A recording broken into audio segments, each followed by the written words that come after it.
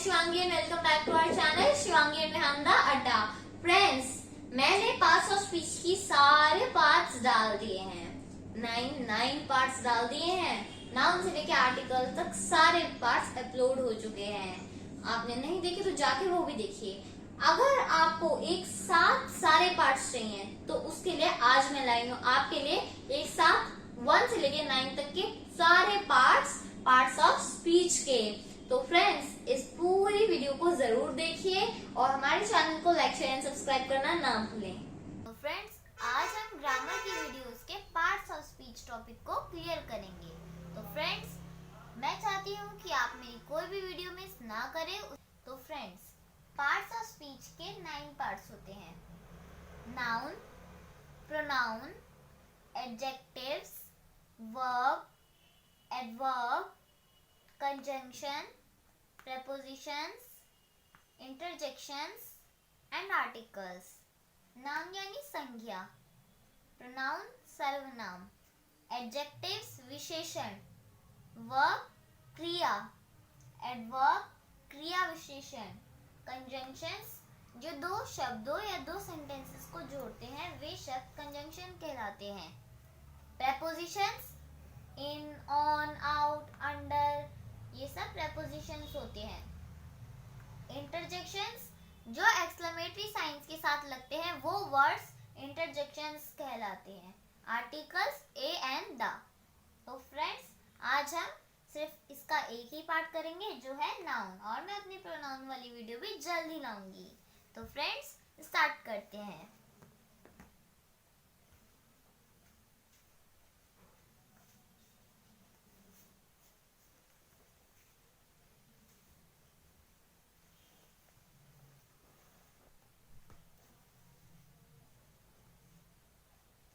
तो friends, noun क्या होते हैं? नाउन यानी संज्ञा। अब मैं आपको इसकी डेफिनेशन बताती हूँ। It is the name of the person,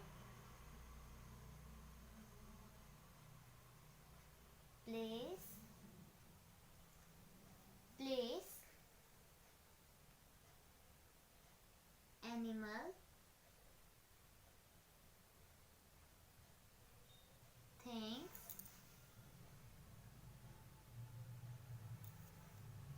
and feelings,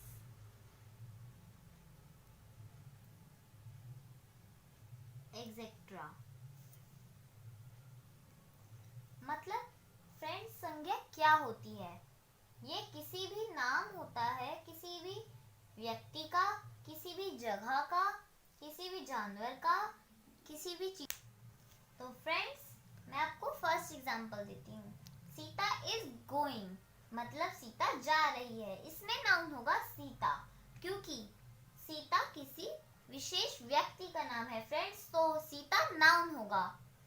friends, दूसरा example, Taj Mahal is in Agra, मतलब ताजमहल आगरा में है। तो फ्रेंड्स, एक सेंटेंस में दो नाउन भी हो सकते हैं, और इसमें आगरा इसलिए है क्योंकि यह किसी जगह का नाम है, और ताजमहल इसलिए है क्योंकि यह किसी चीज का नाम है, किसी मॉन्यूमेंट का नाम है। रोहन इज टेरिबली अपसेट, मतलब रोहन बहुत ज्यादा अपसेट है। रोहन इज टेरिबली अपसेट, तो इसमें रोहन होगा क्योंकि यह किसी व्यक्ति का नाम है, और इसमें अपसेट भी होगा क्योंकि यह हमारी फीलिंग्स का नाम है। फ्रेंड्स, हमने अपनी पिछली वीडियो में बात की थी पार्ट्स ऑफ स्पीच के 9 पार्ट्स के बारे में, और साथ में हमने नाउन को भी समझा था। तो फ्रेंड्स, मैं अपनी इस वीडियो में प्रोनाउन के बारे में बात करूंगी, और हम अपने प्रोनाउन टॉपिक को भी क्लियर करेंगे। तो फ्रेंड्स, मैं चाहती हूँ कि आप मेरी कोई भी वीडियो मिस ना करें। उसके लिए मेरे चैनल को सब्सक्राइब करें और साथ वाला नोटिफिकेशन बेल बटन भी जरूर दबाएं। तो चलिए फ्रेंड्स, शुरू करते हैं pronoun. Pronoun,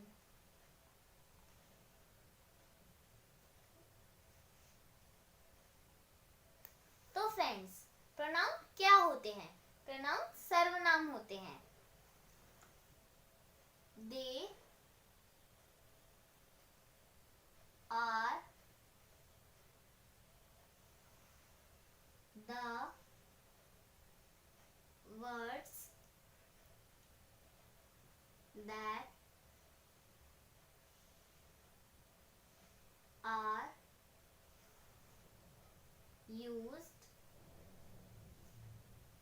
in the place of noun. मतलब they are the words that are used in the place of noun. मतलब ये कुछ शब्द होते हैं जो प्रयोग किए जाते हैं नाउन के स्थान पर. ये कुछ शब्द होते हैं जो प्रयोग किए जाते हैं नाउन के स्थान पर. वे प्रोनाउन यानी कि सर्वनाम कहलाते हैं. तो फ्रेंड्स, अब मैं आपको इसके एग्जांपल्स देती हूँ.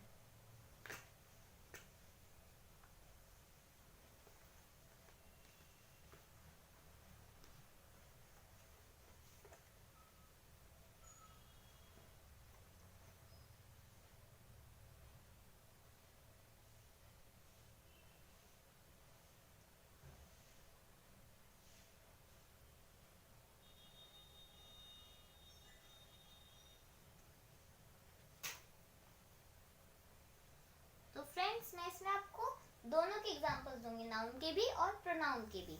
नाउन जैसे कि सीता इज ईटिंग.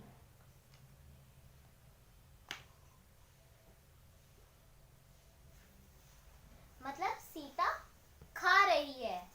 पर अगर हम लिखते हैं शी इज ईटिंग तो होगा वह खा रही है.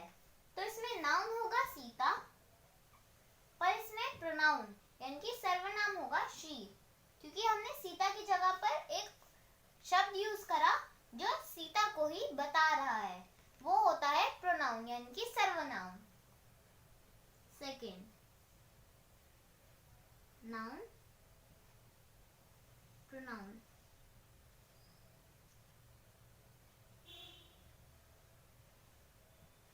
रोहन is going, यानी कि रोहन जा रहा है. पर प्रोनाउन में he is going, यानी कि वह जा रहा है. तो इसमें he लड़का हुआ और ही लड़के के लिए ही यूज होता है, क्योंकि रोहन हो गया नाउन क्योंकि है किसी विशेष व्यक्ति का नाम है, और इसमें ही हुआ प्रोनाउन यानी कि सर्वनाम क्योंकि यह रोहन को बताता है. तो फ्रेंड्स, अब मैं आपको कुछ प्रोनाउन के वर्ड्स के एग्जांपल्स दूंगी.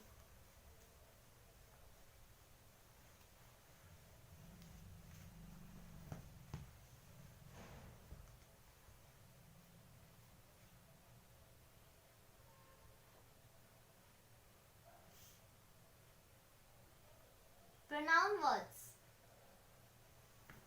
यानी कि प्रोनाउन के कुछ शब्द जैसे कि ही यानी कि वह, ये लड़कों के लिए प्रयोग होता है. शी यानी कि वह, ये लड़कियों के लिए प्रयोग होता है. इट यानी कि यह किसी भी चीज के लिए प्रयोग होता है. दे यानी कि वे, जैसे कि ग्रुप ऑफ पर्सन होता है. कोई भी, जैसे कि हम बोलते हैं वो नाच रहे हैं तो वो होगा दे. वी यानी कि हम, यानी कि हम सब में. तो फ्रेंड्स, हमने अपनी पिछली वीडियो में प्रोनाउन टॉपिक को क्लियर किया था और मैं अपनी इस वीडियो में पार्ट्स ऑफ स्पीच के थर्ड पॉइंट जो है एडजेक्टिव्स को क्लियर करूंगी. तो फ्रेंड्स, एडजेक्टिव्स क्या होते हैं? तो चलिए शुरू करते हैं.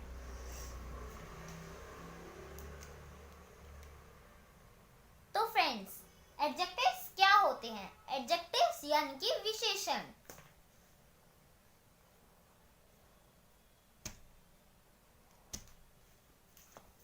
Words that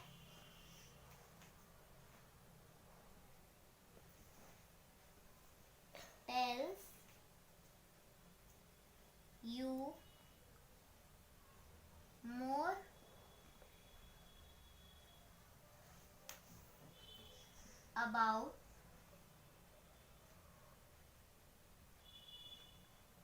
noun।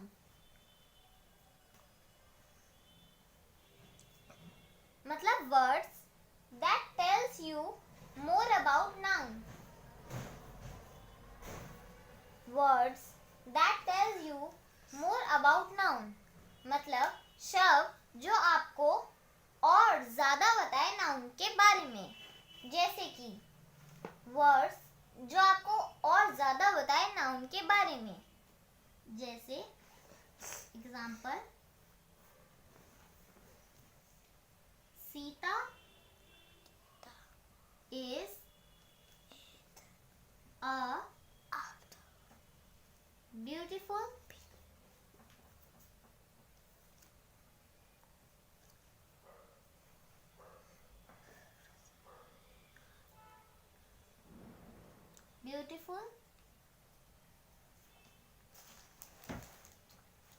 गर्ल। मतलब सीता एक सुंदर लड़की है। तो फ्रेंड्स, गर्ल यानी लड़की वो तो हमें पता है, पर लड़की कैसी है? सुंदर है। तो इसमें ये हुआ एडजेक्टिव्स, क्योंकि ब्यूटीफुल उसने नाउन के बारे में और बताया, तो वो हुआ adjective. Second,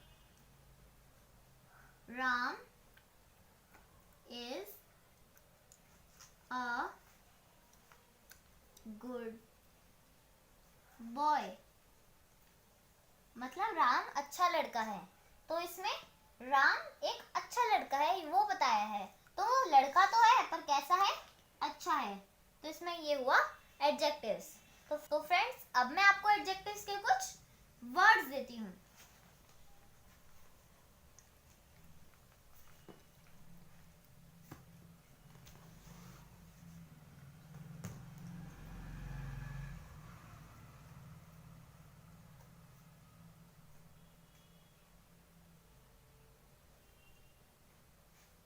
adjective words,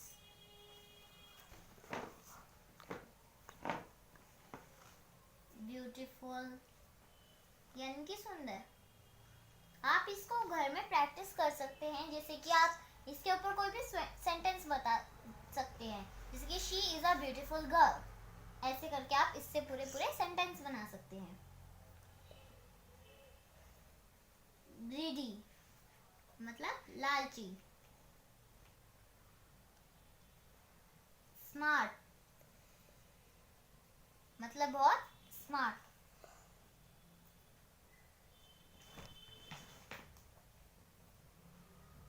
good यानी कि अच्छा।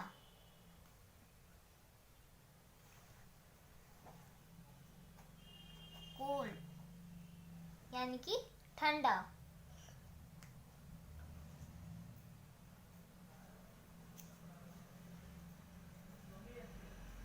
ग्रेट यानी कि महान। सैड यानी कि दुखी। फुलिश यानी कि बेवकूफ।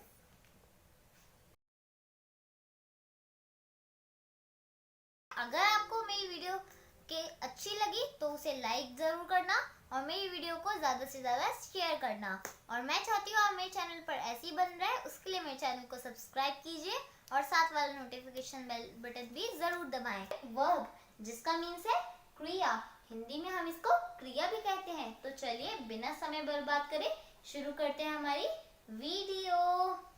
फ्रेंड्स, वर्ब क्या होता है? वर्ब हिंदी में क्रिया होता है। और फ्रेंड्स, ये पार्ट्स ऑफ स्पीच का एक बहुत ही इम्पोर्टेंट पार्ट भी होते हैं। तो हमें जरूर पता होना चाहिए कि वर्ब्स होते क्या है। अब इनकी डेफिनेशन क्या होती है? A word or group of words that is used to indicate that something happens। Friends, मतलब एक शब्द या फिर एक शब्दों का समूह जो क्या दिखाता है कि ये दिखाता है कि कोई चीज हो रही है। जैसे कि सपोज कीजिए मैं आपको बता रही हूँ, यस, तो वो क्या हो गया? बताना। उसमें क्रिया हो गई, उसमें वर्ब हो गई बताना। जो भी हम काम करते हैं इज नोन एज क्रिया, वर्ब, उसे वर्ब कहते हैं। फ्रेंड्स, तो आई होप आप डेफिनेशन समझ ही गए होंगे, पर फिर भी एक बार रिपीट कर देते हैं। A word or group of words that is used to indicate that something happens, मतलब एक शब्द या फिर शब्दों का समूह जो क्या दिखाता है कि कुछ हो रहा है। मैं बता रही हूँ तो बताना, आप सुन रहे हैं तो सुनना, कोई बैठा है तो बैठना, कोई सो रहा है तो सोना, मतलब हर टाइम पे हर कोई कुछ ना कुछ काम कर ही रहा होता है। तो एवरीवन इज डूइंग द क्रिया at all the time. Yes, तो चलिए अब शुरू करते हैं इसके एग्जांपल्स के साथ। फ्रेंड्स, तो ये रहे हमारे एग्जांपल्स, तो चलिए इनको समझते हैं, इनको डिस्कस करते हैं। और फ्रेंड्स, की पॉइंट, एक की पॉइंट भी बता देते हैं एग्जांपल्स को समझने के लिए। की पॉइंट ये है कि हमने डेफिनेशन में क्या पढ़ा था, अ word or group of words, मतलब एक वर्ड भी हो सकता है या फिर दो या दो से ज्यादा वर्ड्स भी हो सकते हैं। यस, तो हर जो सेंटेंस होता है, एग्जांपल होता है, तो उसमें दो भी वर्ड्स हो सकते हैं, दो से ज्यादा भी हो सकते हैं, वन वर्ड भी वर्ब होता है, कुछ भी हो सकता है। यस, तो हम क्या होता है, की पॉइंट क्या है हमारा कि जैसे Sita is doing her work, मतलब सीता अपना काम कर रही है, तो इसमें क्या कर रही है, वो अपना काम कर रही है, ठीक है, वो कर रही है ना, so she is doing. Yes, तो ये हो गई मेन वर्ब, जो बेसिकली जो मेनली वो काम करती है वो होती है मेन वर्ब। उसको सपोर्ट करने के लिए भी सेंटेंस में एक वर्ब होती है। यस, उसको हम कहते हैं हेल्पिंग वर्ब। भाई वो उसको सपोर्ट कर रही है, हेल्प कर रही है, तो उसको हम कहेंगे helping verb. So this is our helping verb. मैं इसे शॉर्ट में लिख रही हूँ HV। I hope you understood. So helping verb तो कहते ही हैं, इसका अदर नेम भी होता है, इंग्लिश ग्रामर में होता है ऑक्सिलरी वर्ब। इसको मैंने शॉर्ट फॉर्म में AV लिख दिया है, आप समझ जाइएगा। सो डूइंग है मेन वर्ब, जो मेन वर्ब होती है, जो बेसिकली हम काम कर रहे होते हैं और जो उसको सपोर्ट करते हैं, हम जो उसको हेल्प कर रही होती है वर्ब सेंटेंस में, तो वो वर्ब है जैसे यहाँ पे इज। यस, तो हेल्पिंग वर्ब और ये इसे ऑक्सिलरी वर्ब भी कहते हैं। तो चलिए फ्रेंड्स, सेकंड एग्जांपल देखते हैं।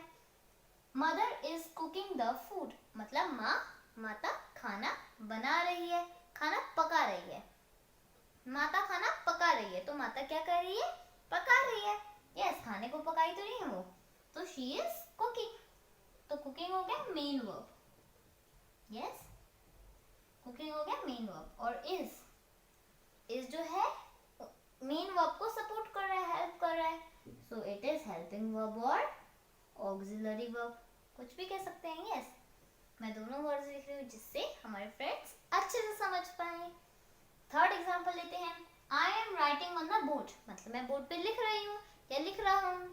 सो I am writing on the board, मैं क्या कर रहा हूँ, लिख रहा हूँ। बोर्ड पे तो कर रहा हूँ, पर क्या कर रहा हूँ, लिख रहा हूँ।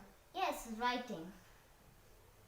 तो ये हो गया मेन वर्ब, शॉर्ट में मैंने MV लिख दिया है। एंड राइटिंग, मैं कर रहा हूँ। राइटिंग जो मेन वर्ब है, उसको कौन सा वर्ड जो है सपोर्ट कर रहा है, एम। यस, तो ये हो गया हेल्पिंग वर्ब और ऑक्सिलरी वर्ब। फ्रेंड्स, अभी तक अधिकतर जो 90% ऑफ द हेल्पिंग वर्ब्स जो होते हैं वो मेन वर्ब के पहले ही आते हैं। बहुत बार जो इंटरोगेटिव सेंटेंसेस होते हैं, वो जो सेंटेंसेस होते हैं उसमें वर्ब और मेन वर्ब और हेल्पिंग वर्ब अलग अलग भी हो जाते हैं बहुत बार। पर अधिकतर जो हमारे सिंपल सेंटेंसेस होते हैं, नेगेटिव सेंटेंसेस होते हैं, सब में अधिकतर जो है साथ में ही आते हैं। तो एग्जांपल्स तो ले लिए, चलिए कुछ वर्ब वर्ड्स पे चलते हैं। फ्रेंड्स, ये हमारे verb words. Yes friends, verb words हैं playing, cooking, writing, helping, watching, listening, telling, distributing, sleeping, closing और opening। फ्रेंड्स, playing मतलब खेलना, हम सबको पता है। cooking मतलब पकाना। yes, writing मतलब लिखना। हेल्पिंग मतलब किसी की हेल्प करना, किसी की मदद करना। वॉचिंग मतलब कोई चीज देखना। यस, आप सब अपनी स्क्रीन पे मुझे देख रहे हैं, हमारे बोर्ड को देख रहे हैं, ऑब्स को देख रहे हैं। लिसनिंग मतलब सुनना, मुझे सुन रहे हैं। टेलिंग मतलब बताना, मैं आपको बता रही हूँ। Yes.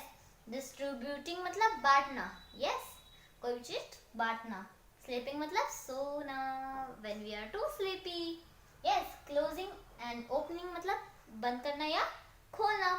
So it was very simple। आप ऐसी और जगहों से वर्ब वर्ड्स निकालिए। जैसे प्लेइंग है तो आप एक वर्ड पे कोई भी सेंटेंस बना सकते हैं। यस। जैसे कि कुकिंग था तो हमने कुकिंग का क्या बनाया था? Mother is cooking the food. Yes. तो आप ऐसी और भी सेंटेंसेस बना बना के प्रैक्टिस कीजिए, तो आपको वर्ब्स जो है अच्छे से क्लियर हो जाएंगे फ्रेंड्स। यस। और जो एक और बात मैं आपको बताना चाहती हूँ वर्ब्स के बारे में, कि जो मेन वर्ब होती है और ऑक्सिलरी वर्ब होती है, वो दोनों, मेन वर्ब तो एक ही होती है सेंटेंस में, बट जो ऑक्सिलरी वर्ब होती है वो सब्जेक्ट के ऊपर डिपेंडेंट होती है। ये सब तो सेंटेंसेस एक टॉपिक होता है, उसका पार्ट होता है। तो अभी हमने इस वीडियो में सिर्फ वर्ब्स के बारे में पढ़ा है, आगे सेंटेंसेस के भी बारे में पढ़ेंगे। यस। तो उसमें मैं आपको बाकी सब डिटेल में बताऊंगी, पर अभी वर्ब्स के लिए इतना जान लीजिए कि जो वर्ब्स होती हैं वो एक तो मेन वर्ब होती है और एक हेल्पिंग वर्ब या फिर ऑक्सिलरी वर्ब भी कहते हैं, वो होती है। फ्रेंड्स चलिए अब करते हैं हमारा रिव्यू, रिवाइज। आ गए हमारे सामने फ्रेंड्स। अभी तक हमने वर्ब्स, क्रिया के बारे में क्या क्या पढ़ा, चलिए देखते हैं। वर्ब्स यानी क्रिया कहते हैं हिंदी में। क्रिया मतलब कोई भी काम करना होता है, डेफिनेशन ये थी। फिर एक शब्द या फिर एक शब्दों का समूह जो कोई काम होता है उससे दिखाता है, तो वो होती है वर्ब यानी कि क्रिया। यस, काम करते हैं, दैट इज क्रिया। फ्रेंड्स हमने एग्जांपल्स देखे, उसमें हमने समझा हेल्पिंग वर्ब और मेन वर्ब। मेन वर्ब जो होती है, मेन होती है वर्ब भी। यस, नेम से ही पता चल रहा है। और जो हेल्पिंग वर्ब होती है उसे हम ऑक्सिलरी वर्ब भी कहते हैं, और वो क्या काम करती है सेंटेंस में? मेन वर्ब को सपोर्ट करती है, हेल्पिंग वर्ब उसकी हेल्प करती है सेंटेंस में। यस। उसके बाद हमने सीखा वर्ब वर्ड्स। वर्ब वर्ड्स मैंने आपको कुछ वर्ब वर्ड्स दिए थे, उसके मैंने आपको मतलब बताए थे। यस। उन वर्ब वर्ड्स के आप और भी वर्ड्स निकालिए, सेंटेंसेस बनाइए, प्रैक्टिस कीजिए, वर्ब को अच्छे से जाने। तो फ्रेंड्स ये थी हमारी वीडियो। आपको अच्छी लगी तो हमारे चैनल को जरूर सब्सक्राइब कर देना, और इस वीडियो को अपने ज़्यादा से ज़्यादा फ्रेंड्स को शेयर कीजिए, सो दैट सारे फ्रेंड्स को जो है हमारे चैनल के बारे में पता चले, that we are making the videos on verbs. सारे पार्ट्स ऑफ स्पीच पे हम वीडियोस बना रहे हैं, तो होप है कि आपके लिए ये वीडियो बहुत ही ज़्यादा हेल्पफुल रही होगी। और अगर इतनी सी भी हेल्पफुल रही ना, तो प्लीज़ इस वीडियो को लाइक कर दें, चैनल को सब्सक्राइब कर दें। नई नई अच्छी अच्छी फ्रेंड्स हम फन वीडियोस भी बनाते हैं। आज हम सीखेंगे एडवर्ब। एडवर्ब क्या होते हैं? एडवर्ब को हिंदी में क्रिया विशेषण कहते हैं। फ्रेंड्स चलिए समझते हैं। क्रिया विशेषण। क्रिया मतलब वर्ब और विशेषण मतलब एडजेक्टिव। यस फ्रेंड्स, क्रिया मतलब वर्ब और विशेषण मतलब एडजेक्टिव। हमने दोनों ही टॉपिक कर चुके हैं, मैंने उसकी भी वीडियोस डाली, अगर वो नहीं देखी तो जल्द से जाके उनको भी देखिए। Friends verbs and adjectives to topics हैं। एडजेक्टिव्स मतलब विशेषण। विशेषण मतलब कोई भी चीज़ की क्वालिटी बताना या क्वांटिटी बताना, तो उसे कहते हैं विशेषण, यानी कि किसी चीज़ की विशेषता बताना। क्रिया मतलब वर्ब, मतलब जो भी हम काम करते हैं। यस, मैंने दोनों की वीडियो बनाई है, जल्दी से वो भी देखिए। एडवर्ब मतलब एडजेक्टिव का एडी और वर्ब पूरा आता है, मतलब विशेषता बताते हैं वर्ब की। सेम मतलब है कि एडवर्ब का क्या काम होता है फ्रेंड्स, ये वर्ब की यानी कि क्रिया की विशेषता बताते हैं। तो उसको ही हमने मिक्स करके, मर्ज करके एक पार्ट्स ऑफ स्पीच का बहुत ही इंपॉर्टेंट टॉपिक बनता है, जिसको हम कहते हैं एडवर्ब। फ्रेंड्स चलिए इसको आगे और अच्छे से समझने के लिए शुरू करते हैं इसकी डेफिनेशन। तो फ्रेंड्स ये रही हमारी डेफिनेशन। फ्रेंड्स इसकी डेफिनेशन क्या है? It is a word that adds more information about the verbs. मतलब एडवर्ब्स की डेफिनेशन यानी कि परिभाषा क्या है? इट इज अ वर्ड मतलब ये जो एडवर्ब होते हैं ये शब्द होते हैं, या फिर दो या दो से ज्यादा शब्द भी हो सकते हैं। दैट एड्स मोर इंफॉर्मेशन, मतलब जो और ज्यादा हमें इंफॉर्मेशन दे, जानकारी दे, अबाउट द वर्ब्स, वर्ब्स के यानी कि क्रियाओं के बारे में जानकारी दे, उनकी विशेषता के बारे में बताएं। और किसके बारे में बताना है? वर्ब्स के बारे में। तो फ्रेंड्स, जब भी आप भूलें याद रखें कि एडवर्ब्स होते क्या हैं। मतलब वर्ब से बने होते हैं, मतलब वर्ब की देते हैं एड मतलब एडजेक्टिव, एडजेक्टिव मतलब विशेषण, विशेषता। तो मतलब एडवर्ब जो होते हैं वर्ब की विशेषता बताते हैं। यस, तो यही थी इसकी डेफिनेशन कि it is a word that adds more information about the verbs. मतलब ये शब्द होते हैं जो वर्ब्स के बारे में और ज्यादा हमें जानकारी देते हैं। तो चलिए शुरू करते हैं अपने एग्जाम्पल्स पे। तो फ्रेंड्स, ये रहे हमारे एग्जाम्पल्स। तो फर्स्ट एग्जाम्पल है शी इज राइटिंग नीटली, मतलब वो लिख रही है। यस, हम सबको पता है वो लिख रही है। इसमें लिख रही है वर्ब हो गया, वर्ब, वो कोई काम करे, वो क्या करे? लिख रही है। पर काम करने की विशेषता, विशेषण, एडजेक्टिव, विशेषता, क्या वर्ड बता रहे हैं? नीटली, वो कैसे काम कर रही है? नीटली, सफाई से कर रही है। तो इसमें एडवर्ब हो गया neatly. He was talking loudly, मतलब वो कैसे, मतलब वो बात कर रहा था, पर वो कैसे बात कर रहा था? लाउडली कर रहा था, तेज से कर रहा था। तो जब क्वेश्चन आता है कैसे, कितना, तो वो जाता है adverb. They are doing their work honestly, मतलब वो अपना काम ईमानदारी से कर रहे हैं। तो फ्रेंड्स, वो काम तो कर रहे हैं, they are doing their work, तो इसमें डूइंग तो हो गया वर्ब, पर वो कैसे काम कर रहे हैं? ऑनेस्टली, ये हो गया adverb. Sita had been arrived late, मतलब सीता पहुंची थी वो, पर कैसे पहुंची थी? लेट पहुंची थी वो, वहां पे कहीं पे भी, तो लेट हो गया इसमें एडवर्ब। तो फ्रेंड्स, ये थे एग्जांपल्स। होप है कि आप इससे अच्छे समझ चुके होंगे, पर और भी अच्छे समझने के लिए चलिए देखते हैं कुछ एडवर्ब वर्ड्स। तो फ्रेंड्स, ये रहे हमारे adverb words. Happily, sadly, beautifully, cruelly, neatly, loudly, slowly, diligently, enjoyfully और फास्ट। चलिए इसका मतलब भी देख लेते हैं। हैप्पीली मतलब कोई भी काम जब हम करते हैं खुशी से। सैडली, उदास जब हम होते हैं उसके साथ, उदासी के साथ। ब्यूटीफुली मतलब बहुत जब सुंदर चीज होती है, मैंने बहुत सुंदर लिखा, तो दैट इज ब्यूटीफुली। ट्रूली बहुत ही, जैसे बहुत ही क्रूल है, मतलब निर्दय, तो निर्दय के, जो निर्दय के भाव होता है उसके साथ। नीटली मतलब बहुत ही सफाई से। लाउडली मतलब तेज। स्लोली मतलब धीरे। डिलीजेंटली मतलब बहुत ही लगन से, ईमानदारी से। तो फ्रेंड्स, नेक्स्ट है एंजॉयफुली, मतलब बहुत ही मस्ती से। और 10th है फास्ट, यानी कि बहुत ही तेजी से। तो फ्रेंड्स, उम्मीद है कि आपको ये एडवर्ब वर्ड समझ आ चुके होंगे। और एक बार मैं आपको रिवाइज करा देती हूँ, रिव्यू कर लेते हैं कि एडवर्ब क्या होते हैं। जो क्रिया की विशेषता बताते हैं वो वर्ड्स एडवर्ब कहलाते हैं। ये हमने डेफिनेशन में भी पढ़ा था कि जो वर्ड्स क्रिया की विशेषता बताते हैं is known as adverbs. Examples में हमने देखा बहुत सारे की, जो यही था, मतलब पूरी वीडियो में हमने यही डिस्कस किया कि वर्ड्स भी हमने वही लिखे हैं एडवर्ब वर्ड्स में भी, जो क्रिया की विशेषता बताते हैं वो वर्ड्स। और एग्जाम्पल्स में हमने लाइंस में अंडरलाइन करके हमने ये देखा कि सेंटेंस में जो वर्ड्स हैं, एडवर्ब वर्ड्स हैं, उसको हमने पहचाना और उसको समझा। सो यही थी हमारी वीडियो। अगर आपको वीडियो पसंद आई तो हमारी वीडियो को लाइक ज़रूर कर देना, चैनल को सब्सक्राइब ज़रूर कर देना और नोटिफिकेशन बेल बटन भी ज़रूर दबा देना और अपने सारे फ्रेंड्स के साथ शेयर कर देना। Hello friends, welcome back to my channel Shivangi and Vihanda Adda. आज मैं शिवांगी कवर करने जा रहे हैं एक टॉपिक कंजंक्शंस, जिसे हम हिंदी में कहते हैं समुच्चय बोधक अव्यय। ये है क्या? तो मैं आपको बता दूं कि कंजंक्शंस हमारे पार्ट्स ऑफ स्पीच का 6th पार्ट है, जो आज हम इस वीडियो में कवर करने जा रहे हैं। तो आइए समझते हैं ये होते क्या है इसकी डेफिनेशन से। इसकी डेफिनेशन है a word or group of words that is used to join two or more sentences.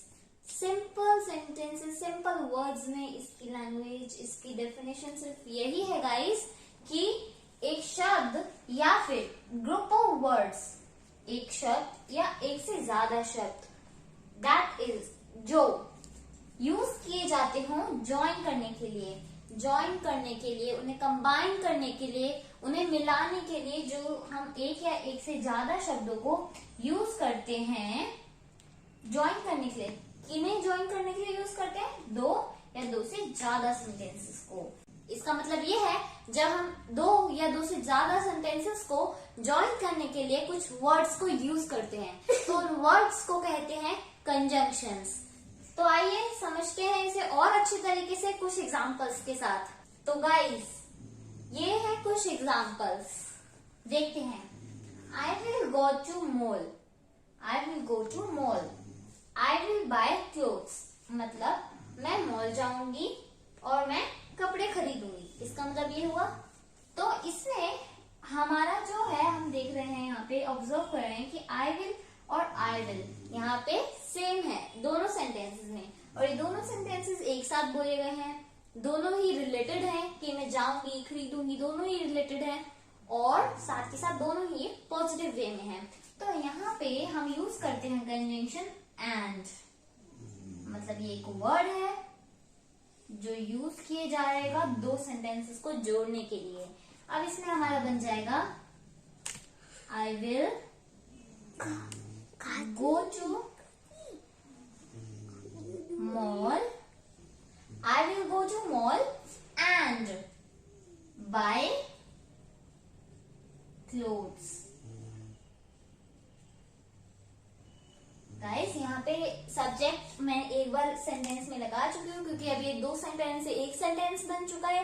And ने इसे दो सेंटेंस से एक सेंटेंस बना दिया है, तो एंड हो गया कंजंक्शंस। और आई विल मैं बार बार रिपीट नहीं करूंगी क्योंकि सब्जेक्ट सेंटेंस में एक ही बार हमने लगाना है। ओके, सेकेंड सेंटेंस देख लेते हैं। यहाँ पे हम पूछ रहे हैं you want tea, you want coffee, आपको टी चाहिए या कॉफी चाहिए। तो इसके लिए यहाँ पे क्वेश्चन मार्क है, पूछ रहे हैं तो दोनों में से एक पूछ रहे हैं हम, या तो आप टी ले लो या फिर आप कॉफी ले लो। तो इसमें जो कंजंक्शन है वो यूज होगा और। सो यू, यहाँ पे मैं आपको एक और बात बता देती हूँ गाइस कि यू वांट जो है सब्जेक्ट है यहाँ पे, सो वो एक ही बार आएगा, सब्जेक्ट और वर्ब है यहाँ पे यू वांट, और टी हम लगा देंगे यहाँ पे, और कॉफी, यू वांट टी और coffee.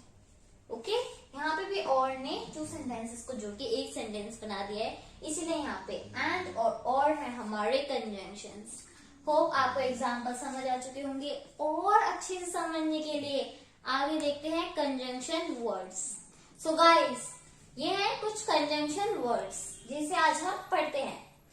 And, for, but, neither, before, after, or, either, nor, until, although, whether, once, so, and etc. ऐसे ही बहुत सारे कंजंक्शन वर्ड्स होते हैं जिनको आप अच्छे से पढ़ के और प्रैक्टिस कर सकते हैं। पर आज इस वीडियो में मैं आपको इनमें से ऐसे 5 कंजंक्शन वर्ड्स बताऊंगी जो हमारी इंग्लिश ग्रामर में बहुत यूज होते हैं। वैसे तो ये सभी इंपॉर्टेंट है, पर आज के लिए हम सिर्फ 5 कंजंक्शन वर्ड्स को ही डीपली समझेंगे।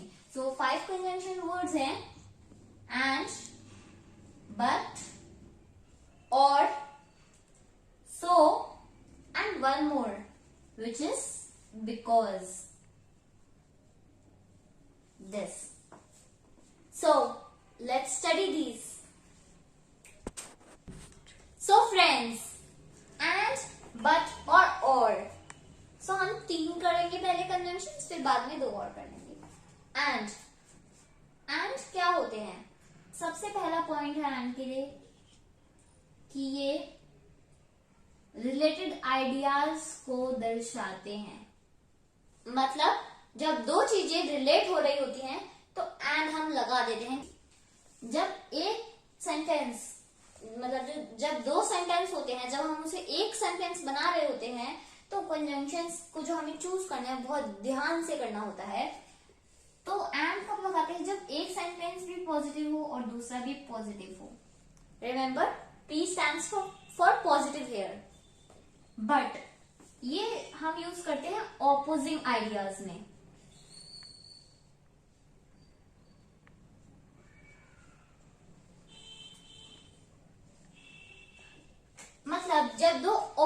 आइडियाज दो अलग अलग सेंटेंस में दिखाए जाएं, दर्शाए जाएं।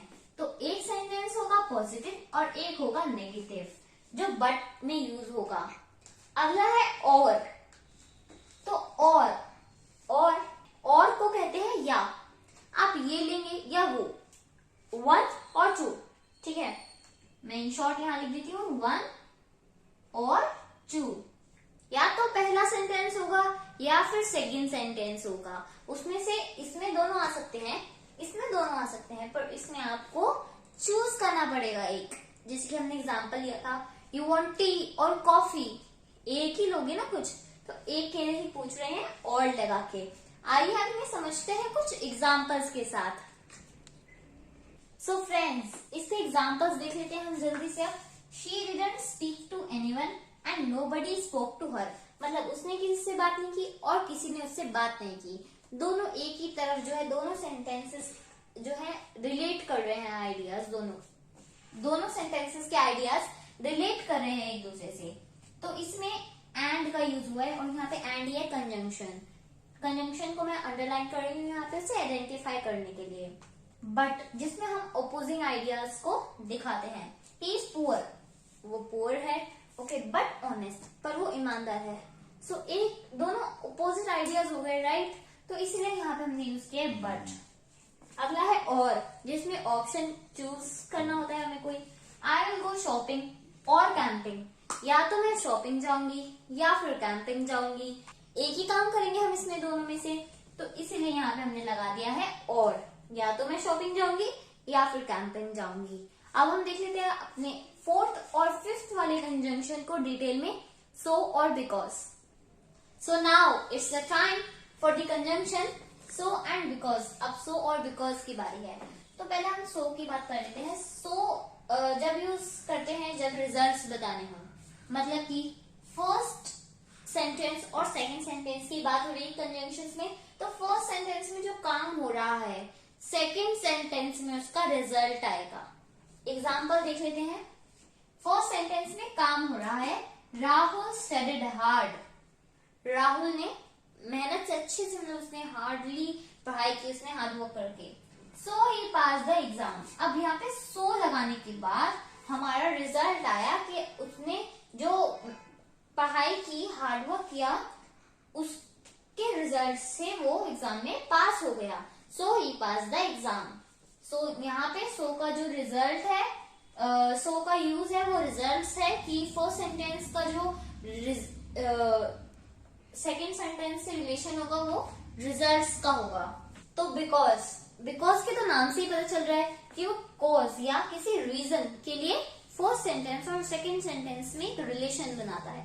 जैसे कि फर्स्ट सेंटेंस में जो काम हो रहा है, जो वर्क हो रहा है, वो क्यों हो रहा है, उसका जवाब हमें सेकंड सेंटेंस में मिलेगा और वो दोनों जुड़ेंगे कंजंक्शन बिकॉज से। जैसे कि I didn't go to swimming because it was raining. मैं स्विमिंग नहीं गया, ठीक है, वो तो हमें पता चल गया मैं स्विमिंग के लिए नहीं गया। पर क्यों नहीं गया वो हमें सेकेंड सेंटेंस से पता चलेगा।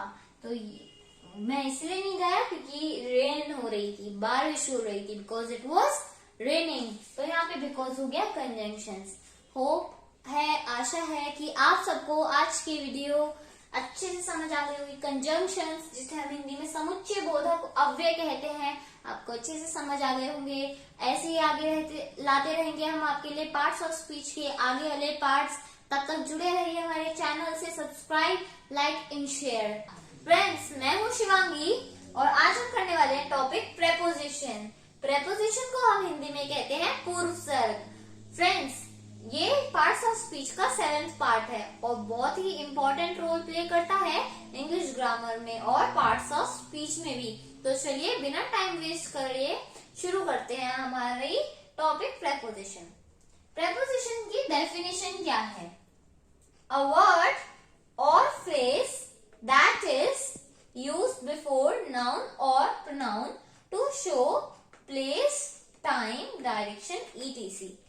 इसका मतलब है अ वर्ड मतलब एक वर्ड, एक शब्द और फ्रेज, एक शब्द या एक से ज्यादा शब्द या एक फ्रेज, एक वाक्यांश, दैट इज जो यूज बिफोर नाउन और प्रोनाउन, जो यूज किया जाता है नाउन या प्रोनाउन से पहले। To show place, time, direction etc, मतलब प्लेस किसी जगह, टाइम या किसी डायरेक्शन को दिखाने के लिए ये वर्ड यूज किए जाते हैं प्रेपोजिशन, तो इसे कहते हैं हम प्रेपोजिशन। एक और बार में पढ़ेंगे definition, a word or phrase that is used before noun और pronoun to show place, time, direction etcetera. आशा है आपको डेफिनेशन समझ आई होगी। डेफिनेशन का सीधा सीधा मतलब यही है कि एक वर्ड या एक वाक्यांश जो यूज किया जाता है नाउन या प्रोनाउन से पहले टाइम, डायरेक्शन या किसी जगह को दिखाने के लिए। चलिए अब कुछ करते हैं हम प्रेपोजिशन वर्ड्स या उनके एग्जांपल्स। तो फ्रेंड्स, ये हैं कुछ प्रेपोजिशन के एग्जांपल्स। फर्स्ट एग्जांपल है, इन दोनों एग्जांपल्स में हमें क्या करना है, हमें जो प्रेपोजिशन है उन्हें ढूंढना है। ठीक है, हम उन्हें कैसे ढूंढ सकते हैं, हम नाउन या प्रोनाउन के पहले वाले वर्ड्स देखेंगे, हो सकता है वो प्रेपोजिशन हो, और भी चीजें देखेंगे। आइए, फर्स्ट एग्जांपल है, the cat is sitting under the table. Okay, मतलब कैट बैठी हुई है नीचे टेबल के, अंडर मतलब नीचे, तो यहाँ पे अंडर होगा प्रेपोजिशन, क्योंकि जो नाउन है द टेबल, ये क्या है, एक नाउन है, द टेबल नाउन है ना। हमने नाउन वाली वीडियो देखी थी, अगर आपने वो नहीं देखी तो जाके जल्दी से सबको देखिए, क्योंकि सब बहुत जरूरी है। सो द टेबल जो है नाउन है, तो नाउन या प्रोनाउन के से पहले आने वाले शब्द जो है प्रेपोजिशन होते हैं, जैसे कि यहाँ पे अंडर है, नीचे। The cat is sitting under the table, cat जो है टेबल के नीचे बैठी है। Example number 2, the car is in front of the tree, car जो है ट्री के सामने है। ओके, ये कार है, यहाँ ट्री है, तो कार जो है ट्री के सामने है, तो car is in front of the tree. तो यहाँ पे जो ट्री है, द ट्री, ये क्या है, नाउन है, ये नाउन है, तो इसके पहले वाला इन फ्रंट ऑफ, उसके सामने, इन फ्रंट ऑफ, ये हो गया यहाँ पे प्रेपोजिशन। और अब हम देखते हैं कुछ प्रेपोजिशन वर्ड्स। आप इन सब वर्ड्स को याद रखिए, ऐसे और भी बहुत सारे वर्ड्स है प्रेपोजिशन वर्ड्स, बहुत सारे होते हैं, पर आज हम सिर्फ इतने से कुछ वर्ड्स जो है करने वाले हैं। तो सबसे पहला वर्ड है on, in, for, to, under, after, before, along, off, at, behind and one more, at, above, below. So ये सारे वर्ड्स जब भी आप देखें तो आप समझ जाइएगा ये है प्रेपोजिशन वर्ड, और आपको अगर एक सेंटेंस में से उन वर्ड्स को छांटना हो तो आप इजीली छांट सकते हैं। अब हम देखेंगे इस वीडियो के लिए कुछ और प्रेपोजिशन एक्सरसाइजेस, जिससे हमें और क्लियर होगा कि प्रेपोजिशन होते क्या हैं, उन्हें फिल इन द ब्लैंक्स की फॉर्म में कैसे भरते हैं, और कैसे उन्हें हम सेंटेंसेस के बीच में से पहचान सकते हैं। अभी तक का क्लियर है, अब आगे देखते हैं। तो फ्रेंड्स, चलिए देखते हैं अब कुछ exercise. First, I will go to park dash 9 AM, in or at. अब आप बताइए इसमें क्या लगेगा, इन या at? I will go to park in 9 AM या फिर I will go to park at 9 AM। तो इन यानी कि अंदर, किसी चीज के अंदर, एट यानी कि टाइम के लिए भी यूज होता है, एट तो प्लेस के लिए भी यूज होता है, तो यहाँ पे टाइम है, 9 AM टाइम है, तो यहाँ पे यूज होगा at. I will go to park at 9 AM। Next, they went dash the bridge, to or across, वो bridge, they went to the bridge, they went across the bridge, क्या आएगा comments में लिख के जरूर बताइए गाइस।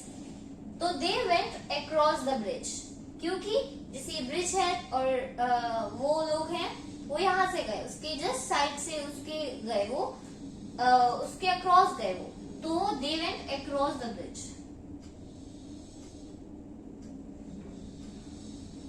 नेक्स्ट है, a pen is dash the geometry, pen in है या फ्रॉम है?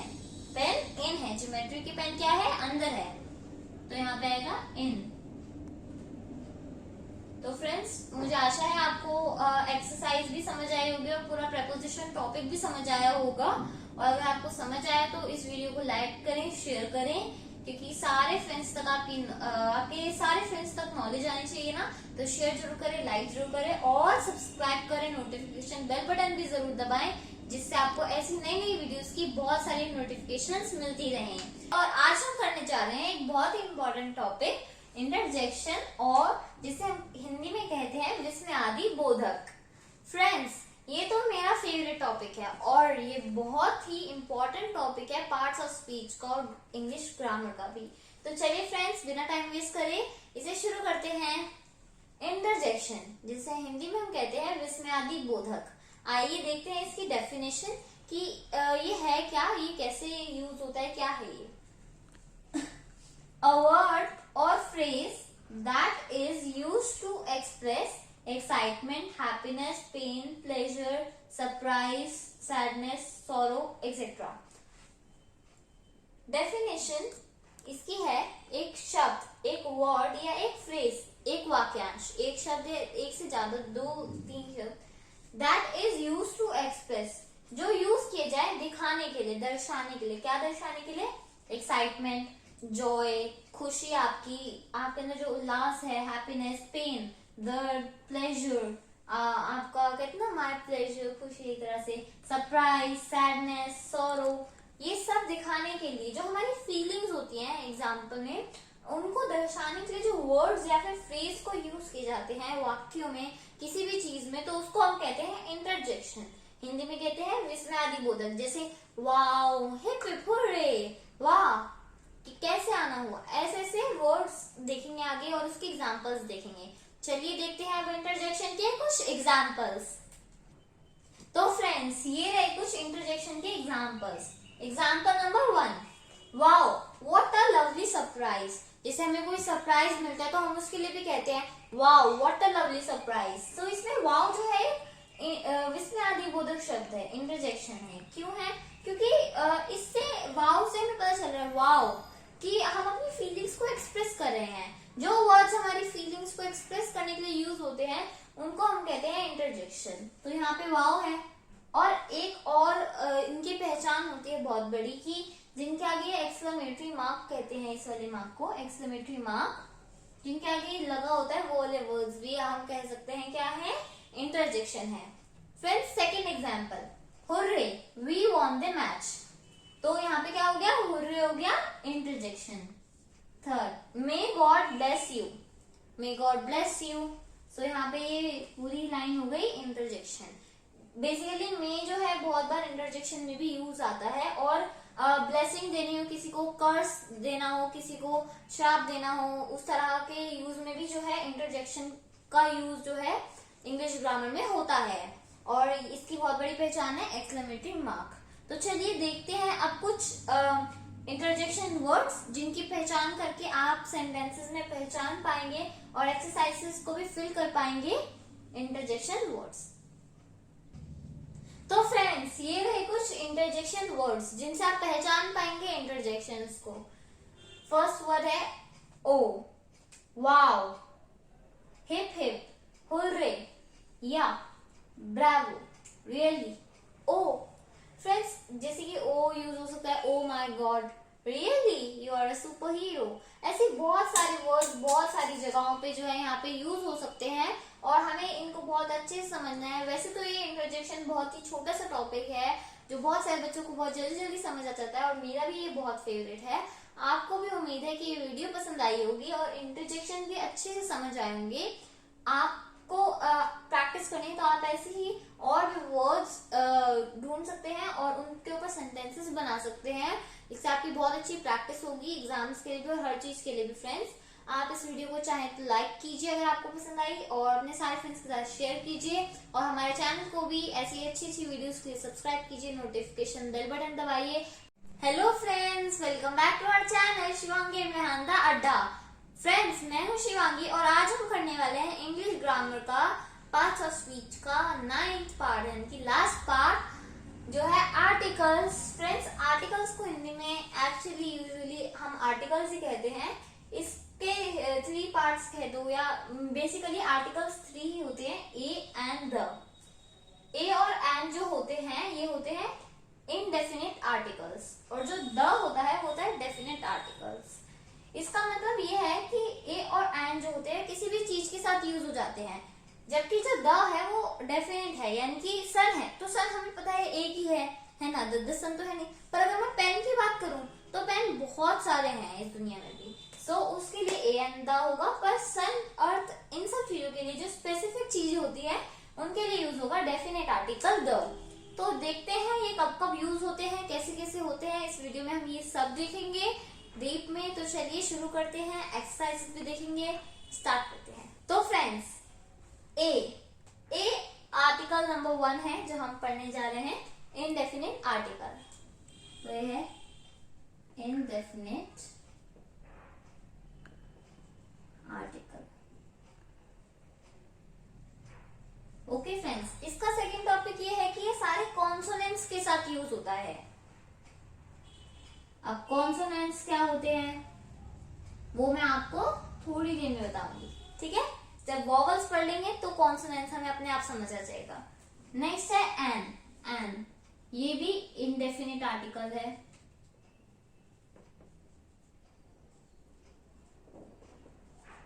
पर ये यूज होता है वॉवल्स के साथ। सो फ्रेंड्स, वोवल्स और कॉन्सोनेंट्स में क्या फर्क है अब हम वो देखते हैं। तो वोवल्स होते हैं इंग्लिश अल्फाबेट्स जो हैं वो 26 होते हैं, उसमें से 26 में से 5 जो अल्फाबेट्स हैं उन्हें हम वोवल्स कहते हैं। वो 5 कौन कौन से हैं? ए, ई, आई, ओ, यू। मतलब कि एक वर्ड है, उसका अगर पहला वर्ड वोवल से शुरू हो रहा है तो उसमें एन आएगा, या उसके पहले वर्ड की साउंड वोवल से आ रही है तो उसमें भी एन आएगा। कॉन्सोनेंट्स क्या है? जैसे ए के ए नहीं है, बी, सी, डी, फिर ई नहीं है, ऐसे ही इनको छोड़ के 26 में से जितने भी 21 बचते हैं रिमेनिंग सारे वो सब होते हैं कॉन्सोनेंट्स। बचे हुए के साथ जिनकी भी साउंड आएंगी वो सब कुछ ए में ही आता है बचा हुआ, इसमें बस वोवल्स आएंगे। और ये इनडेफिनिट आर्टिकल है।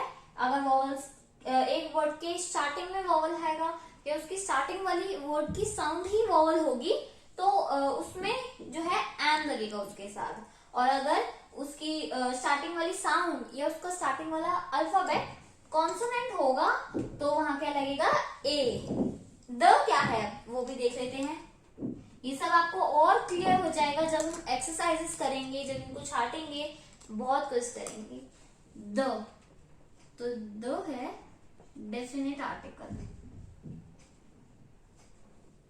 ये किसके साथ यूज होता है अब वो भी देख लेते हैं। ये यूज होता है स्पेसिफिक चीजों के साथ, स्पेसिफिक थिंग्स।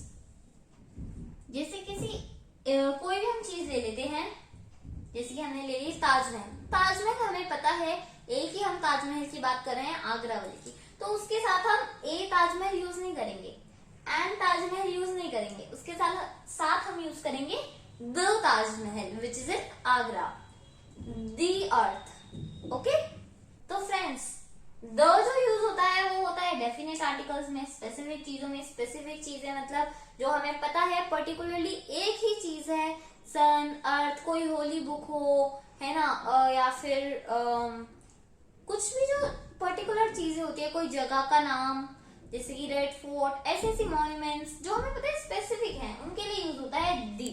तो चलिए अब यूज करते हैं थोड़ा सा, और इनको कैसे कैसे यूज करना है, कहाँ पे, वो देखते हैं एग्जाम्पल और एक्सरसाइजेस के साथ। तो फ्रेंड्स अब देखते हैं कुछ एक्सरसाइजेस आर्टिकल्स की। तो फर्स्ट एक्सरसाइज है there is dash apple on the table. तो हमने देखना है कौन सा वर्ड है, एप्पल है। एप्पल की जो स्टार्टिंग वाली साउंड है एप्पल, ए, तो ए से शुरू हो रही है और जो अल्फाबेट है वो भी यहाँ पे ए ही है। तो ए क्या है? वोवल है। वोवल के साथ क्या यूज होता है? एन।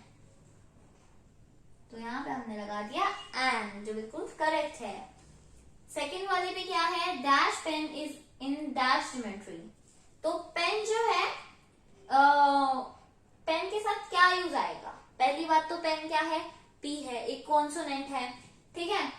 यहाँ पे क्या है यूज हो रही है? P, consonant. तो या तो ए आएगा या द आएगा, ये तो पक्का हो गया। तो अब ए द वही कंफ्यूज करने वाले दे रखे हैं, तो यहाँ पे ए आएगा। वो इसीलिए आएगा क्योंकि पेन, हमें पता है बहुत सारे पेन हैं, ठीक है, हमें नहीं पता कौन सा पेन, कैसे पेन, रेड पेन, कौन सा पेन, तो बहुत सारे पेन हो सकते हैं एक ज्योमेट्री में। तो यहाँ पे एक कोई सा भी पेन होगा उसमें से, तो यहाँ पे हमने लगा दिया अ, एक इनडेफिनेट आर्टिकल है ये। इज इन डैश ज्योमेट्री, बोल के भी देखो, a pen is in a geometry, no, a pen is in the geometry, क्योंकि हमें पता है एक ही हम इस वक्त, आप कहेंगे ज्योमेट्री तो ऐसे बहुत सारे हैं दुनिया में, पर नहीं, इस वक्त पेन तो ज्योमेट्री में बहुत सारे हो सकते हैं, पर जो ज्योमेट्री की हम बात कर रहे हैं वो एक ही ज्योमेट्री की बात कर रहे हैं। तो यहाँ पे आएगा डेफिनेट आर्टिकल द, क्योंकि एक ज्योमेट्री, एक पर्टिकुलर ज्योमेट्री के अंदर एक पेन है। अब पेन बहुत सारे हो सकते हैं, तो a pen is in the geometry. Next, sun is shining, तो अब आप इसमें बताइए एन या फिर द। ये तो बहुत इजी है, क्योंकि एस है, हमने देख लिया, वोवल भी नहीं है, कॉन्सोनेंट है, तो एन तो आएगा ही नहीं, द आएगा। और अगर ए भी होता तो, क्योंकि सन जो है एक ही है, पर्टिकुलर है, स्पेसिफिक है, तो यहाँ पे द ही आएगा। So the sun is shining. तो ये मुझे आशा है ये क्लियर हो चुका होगा, यहाँ द आएगा इसका आंसर। एंड अब देखिए कुछ करते हैं, कुछ और एक्सरसाइजेस आपको और क्लियर कराने के लिए। तो फ्रेंड्स ये रही एक और एक्सरसाइजेस जिससे आपको और क्लियर हो जाए। तो फर्स्ट देखते हैं, फर्स्ट क्या है, एग। तो अब यहाँ पे मैं आपको कोई से भी दो ऑप्शन नहीं दूंगी, आपको बताना है कि कौन सा आर्टिकल आएगा, ए, एन या द, इन तीनों में से आपको एक बताना है कि इन सारे वर्ड्स के साथ कौन कौन से आर्टिकल्स जो है यहाँ पे आएंगे, इनडेफिनेट आर्टिकल्स आएंगे या डेफिनेट आर्टिकल आएगा, अब आपको वो बताना है। एग, तो एग के साथ फ्रेंड्स इसमें ना मैंने बहुत कंफ्यूजिंग वर्ड्स भी डाले हैं, तो मैं आपको एक बात क्लियर करना चाहती हूँ कि आप कोई सा भी वर्ड है तो उसका फर्स्ट अल्फाबेट तो देखें, पर उसकी साउंड भी देखें, वरना बहुत गलत हो जाएगा।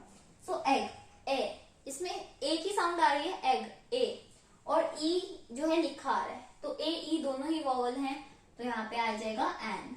नेक्स्ट है ऑनेस्ट मैन। ऑनेस्ट मैन के साथ क्या आएगा, आप सोच रहे होंगे ए, पर नहीं, ऑनेस्ट मैन, हम इसकी साउंड देखे तो हॉनेस्ट मैन नहीं कहते, ऑनेस्ट मैन कहते, तो ओ एक वॉवल है, तो यहाँ पे ए नहीं एन आएगा। गंगा रिवर, गंगा रिवर हम पर्टिकुलरली एक रिवर के बारे में बात कर रहे हैं, तो यहाँ पे डी आएगा। आउल, ओ और ओ दोनों ही वॉवल्स हैं, तो यहाँ पे एन आएगा। नर्स, न, तो यहाँ पे तो हमें पता ही चल रहा है ए ही आएगा, क्योंकि एक पर्टिकुलर नर्स की बात नहीं हो रही है, और तो द भी नहीं आएगा। अब वोवल भी नहीं है इसमें, एन है, न है, वोवल भी नहीं है, तो ए बचा, ए आएगा। यूनिवर्स, यू, यू, यू एक वोवल है, तो एन। नर्स, नर्स हो चुका है, तो हम इसका दूसरा कोई वर्ड कर देते हैं, let's do it, sharpener, sharpener.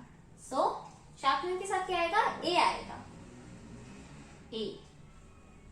Eraser, ई से आ रहा है, यानी कि वोवल है, तो एन आएगा। बॉय, ए बॉय, क्योंकि यहाँ पे किसी पर्टिकुलर बॉय की बात नहीं हो रही है, ए बॉय। बाकी आपको सेंटेंस में देखना, अगर आपको लगता है जैसे ज्योमेट्री वाली सेंटेंस में हमने देखा था कि ज्योमेट्री वहां पे हम पर्टिकुलरली देख रहे थे, एक ही ज्योमेट्री थी, तो यहाँ पे हो सकता है सेंटेंस के हिसाब से बॉय भी पर्टिकुलरली हो, तो वहां पे आप द का यूज करेंगे, पर यहाँ पे अभी बॉय हम ए ही रख रहे हैं, क्योंकि यहाँ पे हमें कोई भी पर्टिकुलर चीज नहीं दिख रही है। सो ए बॉय। एंड सोप, कोई पर्टिकुलर सोप नहीं है, कोई स्पेसिफिक सोप नहीं है, सो इट्स ए। तो यहाँ पे हमारा खत्म होता है आर्टिकल्स टॉपिक। आपको बहुत एक्सरसाइजेस भी आज हमने दी, आप चाहें तो ऐसी और एक्सरसाइजेस जो अपनी बुक से अलग अलग साइट से सॉल्व कर सकते हैं, इन पे आप चाहें तो सेंटेंसेस भी बना सकते हैं, जिससे आपको बहुत हेल्प होगी फ्रेंड्स। और ऐसे ही नई नई वीडियोस के लिए हमारे चैनल को सब्सक्राइब करें, नोटिफिकेशन बेल बटन जरूर दबाएं, वीडियो को लाइक करें, और अपने सारे फ्रेंड्स तक ये अच्छी अच्छी इन्फॉर्मेशन पहुंचाने के लिए आप शेयर भी करें वीडियो को और चैनल को भी। सो फ्रेंड्स, तब तक लिए टेक केयर एंड बाय।